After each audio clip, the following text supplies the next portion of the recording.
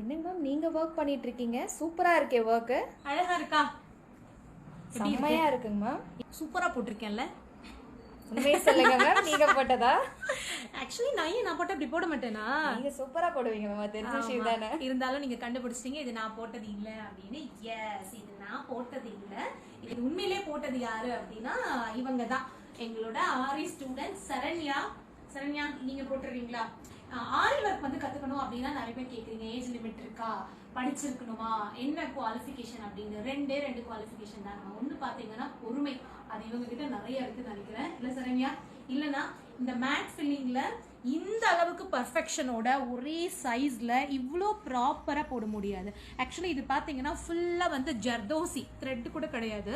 அந்த ஜர்தோசி கொஞ்சம் இழுத்தா கூட அப்படியே லூஸ் ஆயிரும். ஸோ அதை வந்து ரொம்ப அழகா ஹேண்டில் பண்ணியிருக்காங்க. அதனுடைய ரிசல்ட் தான் இப்போ நீங்க பாக்குறீங்க. இன்னும் ரெண்டு சொன்னல, ஒண்ணு வந்து பொறுமை, இன்னொன்னு கிரியேட்டிவிட்டி. ஸோ அதுவும் சரண்யா கிட்ட நிறைய இருக்குன்னு நினைக்கிறேன். சூப்பரா போட்டிருக்கீங்கடா, கங்க்ராட்ஸ். ஸோ இந்த ரெண்டு குவாலிஃபிகேஷன் யார்கிட்ட இருக்கோ அவங்க எல்லாமே ஆரி ஒர்க் கத்துக்கலாம். பட் பிரைட் ஃபியூச்சர் இருக்கு, அதுல எந்த மாற்று கருத்துமே இல்லை.